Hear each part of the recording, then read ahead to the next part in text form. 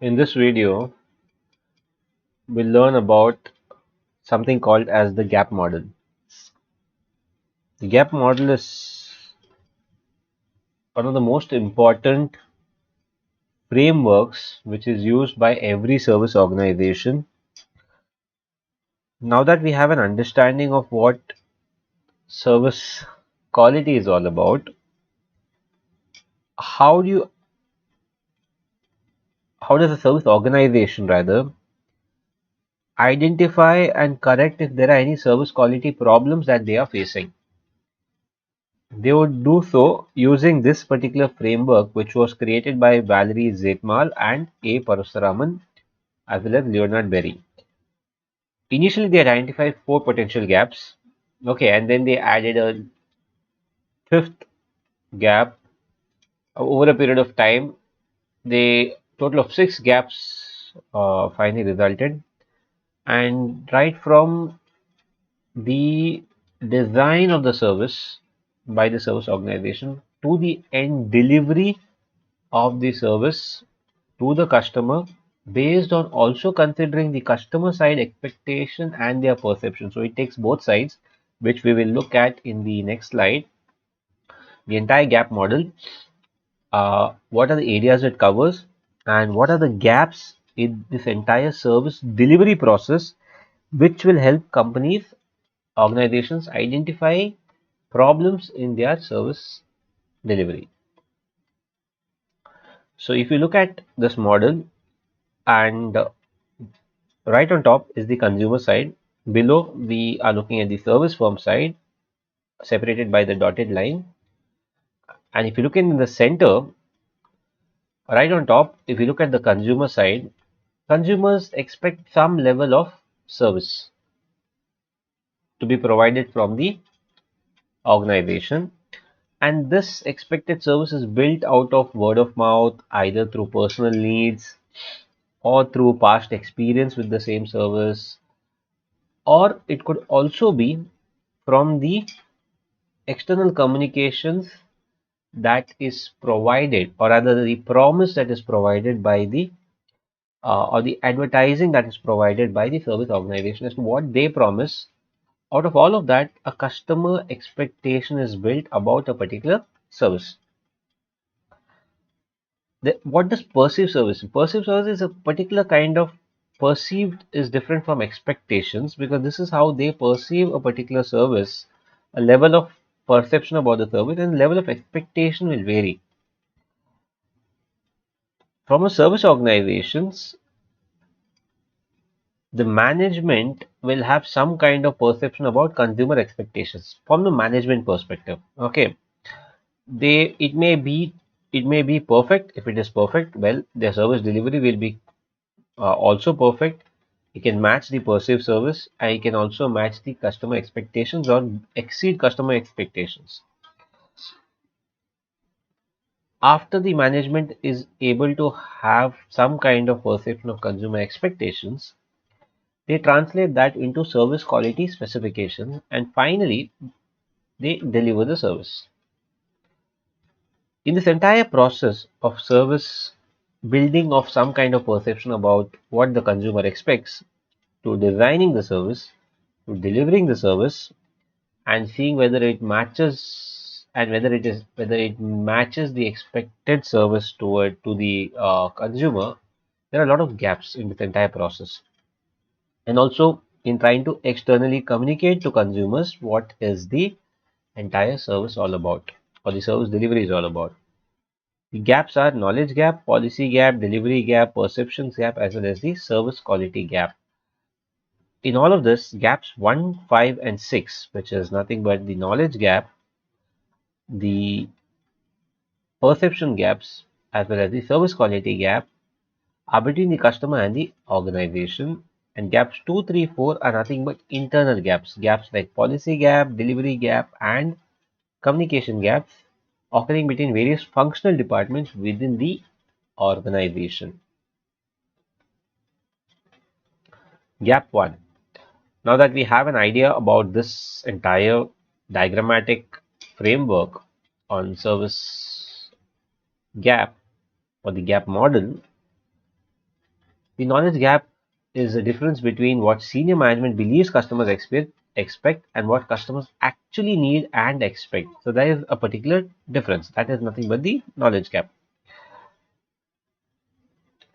Understanding this knowledge gap is important, and reducing this gap helps in building better service quality specs, helps in building better service process design, and helps in delivering the service properly.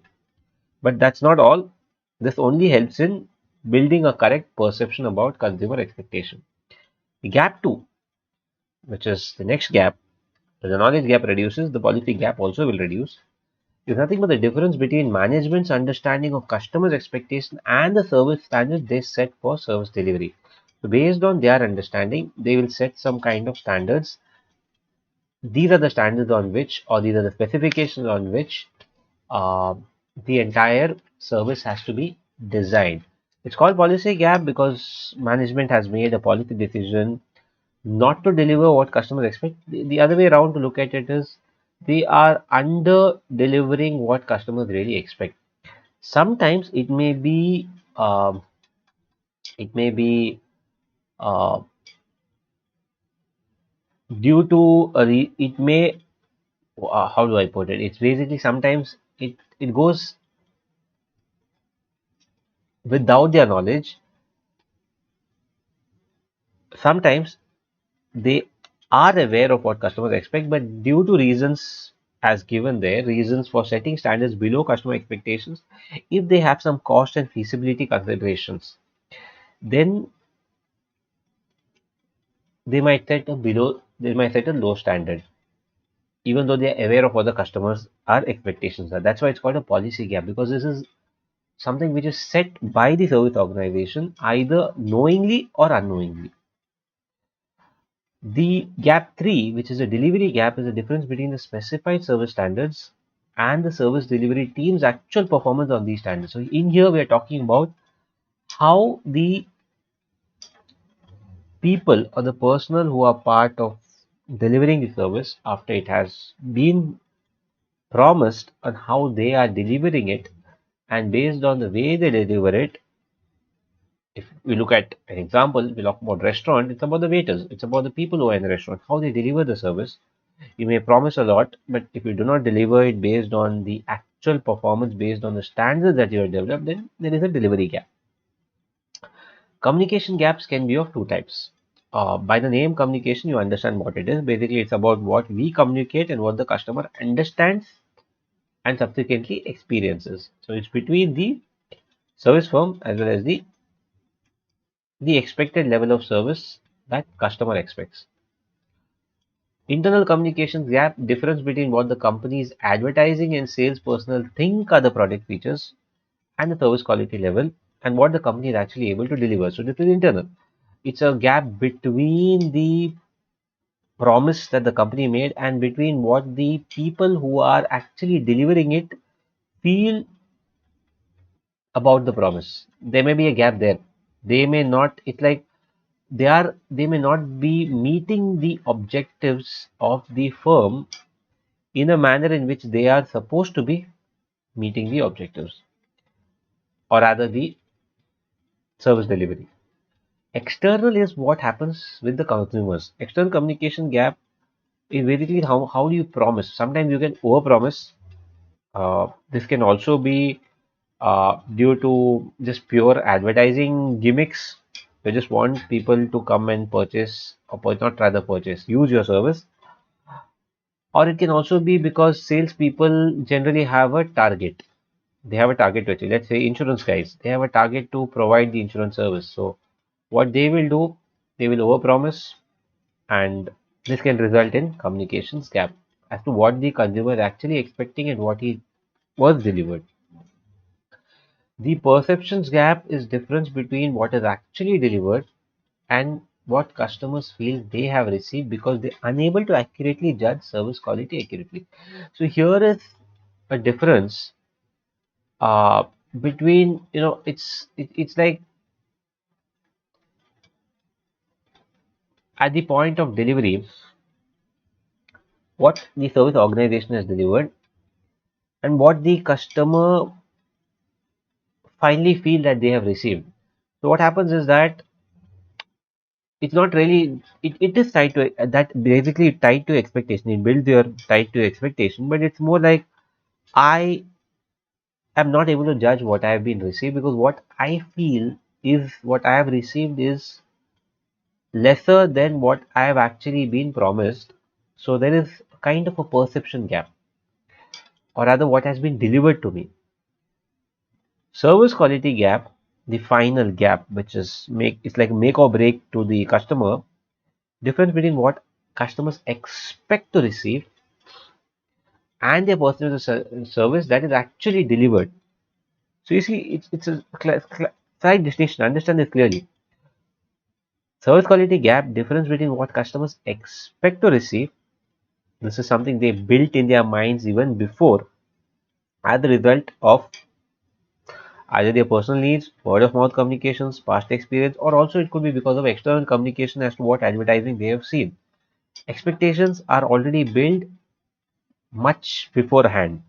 So even before the service is utilized. So the difference between what customers expect to receive and their perception of the service that is actually delivered. Okay. But perception gap is difference between what is actually delivered. Okay. Because it has been delivered to them and what customers feel they have received, because they are unable to accurately judge service quality. That is the perception gap. Understand this difference very clearly between perception gap and service quality gap. Let's move on to the service quality scale. The ServQual scale is kind of tied to what we already looked at in an earlier video about the generic dimensions of service quality. What the service gap basically tells us. Fine. It basically tells us how can but even before we go to ServQual scale, I would like to mention something about the gap model. Why are we even studying the gap model? What are the actions we can take by understanding the service or the gap model? The idea is to ensure that we reduce the service quality problems. So at each gap, let's say knowledge gap, what should be the action point that can be taken?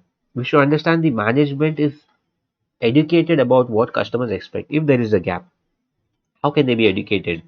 What they can do is, if I go back to the gap here, the knowledge gap, right? What can happen here? What should rather happen if there is a gap?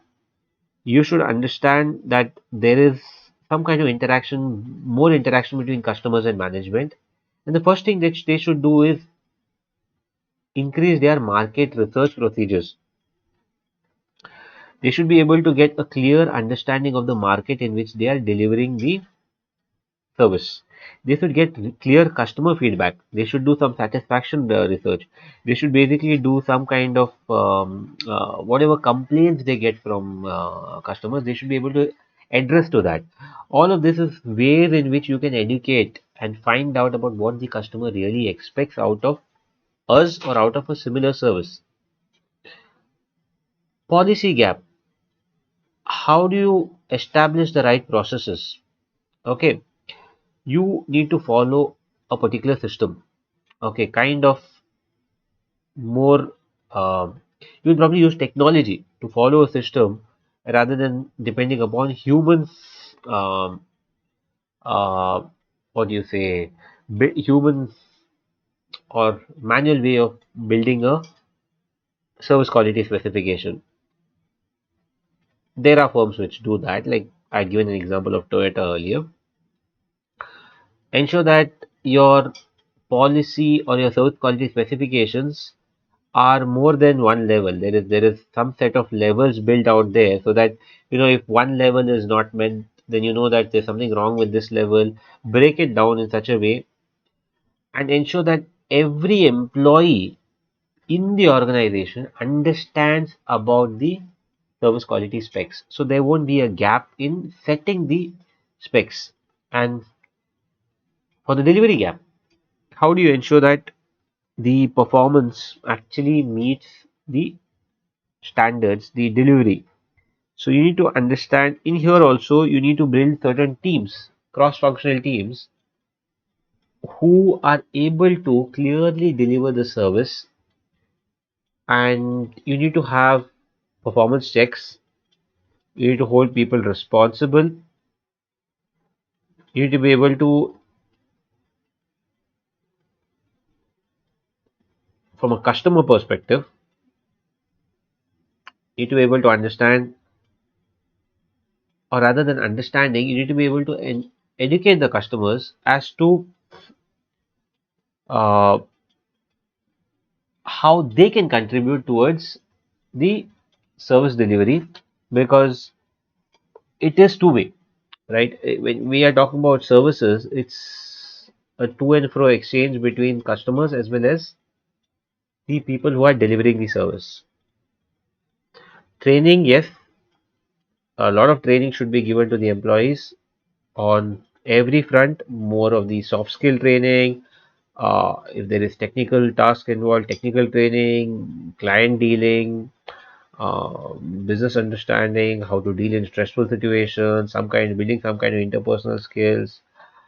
All of this have to be executed in a way so that service delivery quality improves and the gap reduces. So technology is important here. Uh, Training of employees is important, and setting the right customer expectations in terms of involving customers also is important. As far as the communication gap is concerned, you have to reduce you need to be able to not overpromise, ensure that realistic customer expectations are set, be very specific with what you're trying to uh, you know set expectations, and rather than only use advertising on different channels, you can also ensure that salespeople have face-to-face meetings with customers, and they are able to set the realistic expectation about, and after understanding the customer expectation, meeting with the customer helps you understand more about the customer. So some of the face-to-face meetings, setting a realistic expectation, understanding the customer expectation is very important when you communicate about your service. How do you reduce the perception gap? So in here also you should be able to, how do you in here it's more like, how do you build perceptions? I mean, customers build perception based on what they see for the first time. So if it's a restaurant, they need to provide some kind of physical evidence where the ambience, they try to showcase that, you know we mean real business, we mean quality, and what my ambience is also is similar to what my food is, what I deliver. So it's like sometimes a bad ambience also, people can deliver very good quality foods. Now that's an exceptional case like dhabas. Even though you enter a dhaba and the entire uh, environment is not so great, but the food is quality is good, roadside dhabas. But sometimes when you visit some really good restaurants, and the entire ambience might be great, but the food quality served is really bad, and the waiter's servicing also is really bad, it does not match. There is a perception gap. People build perceptions out of that. The first perception they build is out of a physical evidence, out of what the waiter is wearing and all of that. And what you serve should match. And of course, the final service quality gap is very easy. If all of your gaps are closed, you can easily match customer expectations. So nothing much to talk about what action needs to be taken in the final gap, service quality gap. It's all about closing the earlier gaps. Take the actions that I just mentioned. Some of them, from what I could be able to garner, and that, apart from understanding what the gap is, also be able to understand how to close those gaps. That's something in theory I have not given it here. on your slides, but that's something I just explained, and I expect you to be able to understand that and be able to provide suggestions as to how these gaps can be closed. So, some amount of further reading is what I would suggest you to do at this point in time in understanding gap model. Why am I actually taking so much time in gap model? Because one of the major important frameworks in service marketing is the gap model. Okay, and also the service call scale. This is when you want to measure the service quality, like measuring apart from a framework which has already been built. If I want to talk in terms of numbers, how do I try to measure my service quality? For that purpose, a scale was built. What is the scale? It was basically the same dimensions, or not dimensions, rather the same, uh, yes, dimensions of service quality which we studied in an earlier video. Same dimensions are used, and under those dimensions, there are certain um, factors, or rather certain elements that are added. These factors which are added are related to the tangible aspects of service delivery. As you see here, as it mentioned, server call mainly measures two factors: intrinsic service quality or functional quality, and extrinsic service quality, which refers to the tangible aspects of service delivery, referring to as technical quality.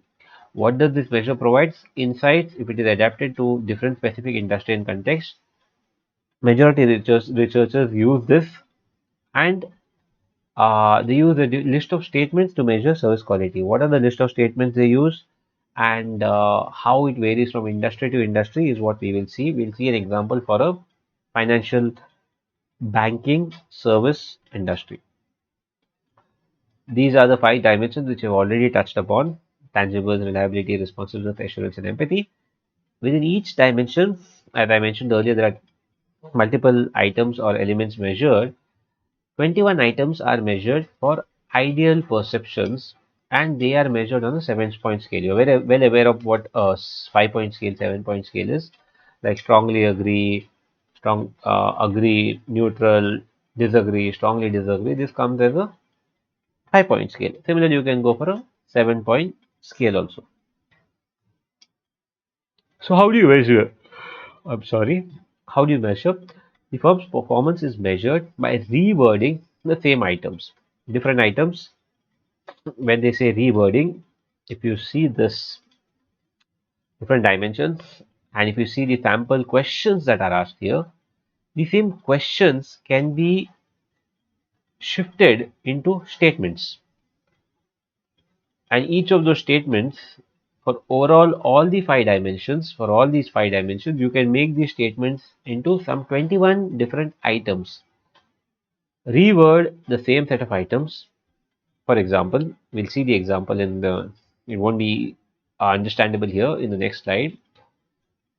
What you do is reword, you calculate the scores, okay, for each item, dimension, and overall service quality, and the difference between the scores is computed and used as an indicator for firm's level of service quality. The idea is for only to understand how ServQual is used from a practical case perspective. You can look at some case studies as to how they are really used, like calculation. Actual calculation, you can always look at ServQual, and you can look at how they are measured on a 7-point scale to any industry. It gives you an idea of how it is measured and the final computed measure.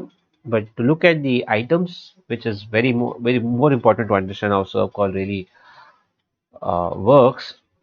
When you look at the tangibles, these are the statements I was referring to. The questions that you asked earlier, you make it as a statement. Excellent bank, let's say XYZ Bank or Axis Bank, will have modern looking equipment. Earlier you were asking of questions, like the question that you asked earlier: are the hotel's facilities attractive? So here you're saying, say, Ritz Carlton hotel facilities are attractive, or rather, you will say, based on this statement, will be attractive. You get the idea. So the physical facilities at excellent bank will be visually appealing. Same thing, will be visually appealing or attractive. Employees at excellent banks will be neat in appearance. Materials associated with the service will be visually appealing in excellent bank. So you make these statements, and based on the statements, you make a 7-point scale. Whether you agree, disagree, neutral about it, that is what is computed. That is what is measured. And based on that measure, final measurement will be done. Overall service quality will be assessed. And actions will be taken based on the final score. Similarly to reliability, when excellent bank promise to do something by a certain time, they will do so. Excellent banks will perform the service right in the first time. Excellent banks will provide the services at the time they promise to do so. Excellent banks will insist on error-free records. Based on responsiveness, employees of excellent banks will tell customers exactly when service will be performed. Employees will give prompt service to customers. Employees will always be willing to help customers. Employees will be never too busy to respond to customer response. Again, statements, whether you agree, strongly agree, neutral about it, maybe, disagree, strongly disagree, similar to assurance, similar to empathy. Statements which are made, which will be measured on a 7-point scale. Finally, the difference is computed for each of the scores, each of the item, and each dimension, and overall service quality is given out. I do not have an example here, as in a live example where the scores have been calculated by some company. I'm able to get hold of something like that. I do not know if there is an example in your textbook, something like that, but probably there should be something online. If you go as ServQual scale for any industry, or probably you can even take out ServQual scale for Toyota or probably for Maruti. And if they have done an exercise like this where they're trying to measure service quality, then you'll probably be able to get an idea of how they went about getting the final output. That's all I have for this video. Only looked at the gap model and the ServQual, which was basically understanding and measuring your various aspects of service quality. The entire idea of doing all of this is to finally ensure that customer expectations are met and customer is satisfied. Thank you so much.